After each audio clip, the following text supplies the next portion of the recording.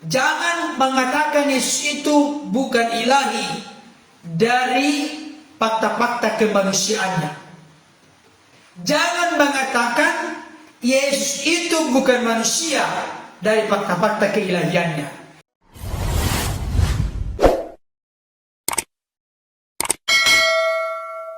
Tetapi tadi ada di sini perdebatan seru antara Muhammad apa ini sama Aldi Sampaleng, Aldrianus.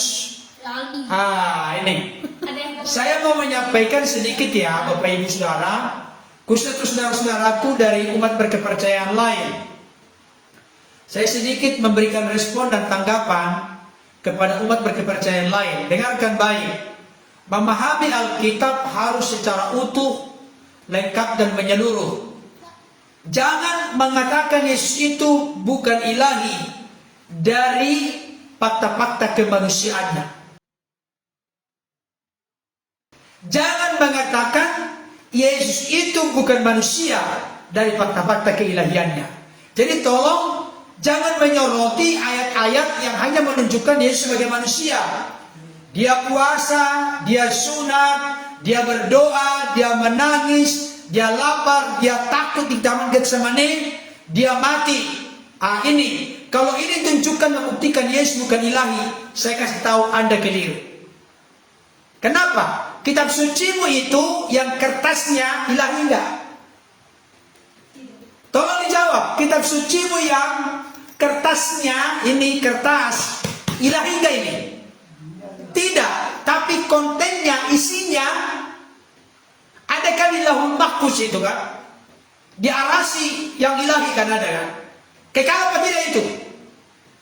Justru bermasalah kalau dibilang tidak kekal. Berarti firman itu tidak kekal. Nah, dalam konteks Yesus sebagai firman Allah, dalam istilah teologi Kristen anak Allah, itulah yang ilahi.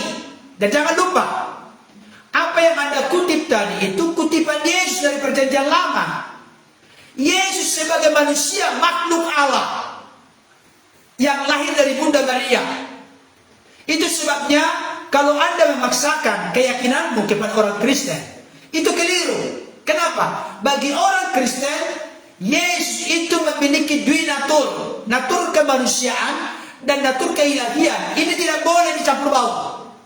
Tapi tidak bisa dipisahkan. Buktinya, saya sampaikan kepadamu saat ini, yang sok merasa tahu. Jadi Anda jangan menilai kekristenan dari sudut pandang Anda meyakini, mempelajari, bahkan memahami kitab suci Anda, nabi Anda, agama Anda. Tidak bisa. Peraturan sepak bola tidak boleh dipakai untuk bola voli. Sebaliknya, peraturan bola voli tidak bisa dipakai peraturan sepak bola.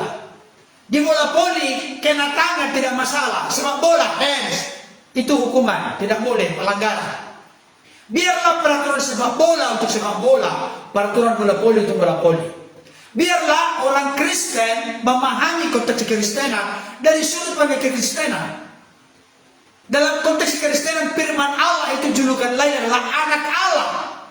Karena firman Allah hanya satu, anak tunggal Allah. Anak Allah bukan berarti Allah beranak, karena Allah itu bukan biologis. Bukan. Allah bukan terkait dengan biologis. Tapi Allah itu roh.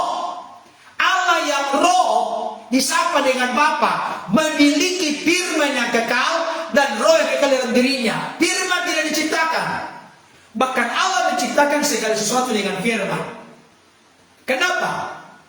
Yohanes 1 ayat 1 sampai 3 berkata, pada mulanya adalah firman.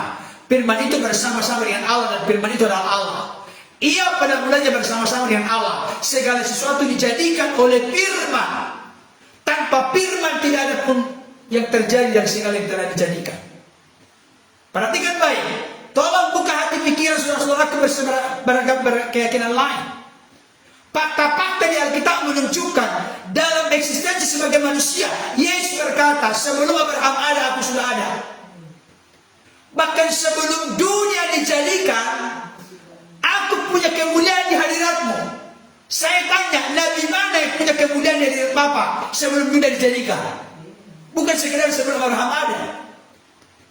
Jadi dalam eksistensi sebagai firman, dia kekal, bahkan tidak ada dunia ini, tidak ada Anda tanpa firman yang menciptakan. Tidak ada. Jadi bagi orang Kristen clear. Kolose 2:9 berkata, di dalam dialah, di dalam Kristuslah berdiam secara jasmani seluruh kepenuhan kealahan. Secara jasmani, secara tubuh, itu berbicara tentang kemanusiaan. Seluruh kepenuhan kealahan berbicara tentang keilahian. Tidak ada yang membuat kita ragu di situ. Tidak ada. Manusia Yesus tunduk kepada Bapa. Tidak masalah. Tapi jangan lupa, tidak mungkin Yesus hanya sekedar manusia, hanya sebatas manusia, kalau dia berkuasa mengampuni dosa.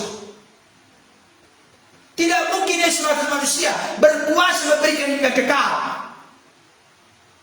Tidak mungkin Yesus itu manusia saja kalau dia datang dan keluar dari Allah. Saya pikir masih banyak lagi yang lain. Tapi saya lihat tadi ngawur sekali komentar-komentar, ayat-ayat banyak tidak menentukan berkualitas. Karena Anda mengutip ayat-ayat banyak, bisa saja lancar ayat-ayat banyak.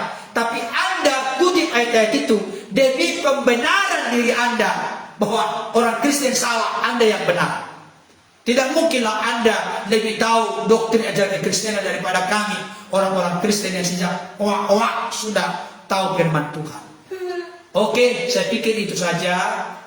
Ada sedikit tadi saya lihat selama putri saya tadi bersaksi panjang lebar tadi. Ada tadi di sini dan saudara kita yang lain yang coba intervensi. Jadi kesimpulannya apa? Jangan mengatakan Yesus itu bukan ilahi dari fakta-fakta kemanusiaannya. Jangan mengatakan Yesus itu bukan manusia dari fakta-fakta keilahiannya. Jadi orang Kristen yang ada bergabung saat ini jangan ragu dengan komentar-komentar orang lain. Kesimpulannya apa? Jangan mengatakan Yesus itu bukan ilahi dari fakta-fakta kemanusiaannya. Jangan mengatakan Yesus itu bukan manusia dari fakta-fakta keilahiannya. Mari kita lihat, kita perhatikan, kita pahami, mengerti secara menyeluruh, secara lengkap. Itu maksudnya ya, tidak ada keselamatan di luar Yesus. Karena Yesus berkata, akulah jalan, kebenaran dan hidup. Tidak ada seorang pun yang sampai kepada Bapa kalau tidak melalui aku. Yohanes 14 ayat 6. Kisah Rasul pasal 4 ayat 12. Dan keselamatan tidak ada di bawah kolong langit, di dalam siapapun juga selain di dalam nama Yesus. Amen. Yang olehnya manusia dapat diselamatkan. Hanya Yesus jalan ke surga, tidak ada yang lain. Karena itu jangan pernah tinggalkan Yesus. Sekali Yesus, tetap Yesus. Puji Tuhan. Amin.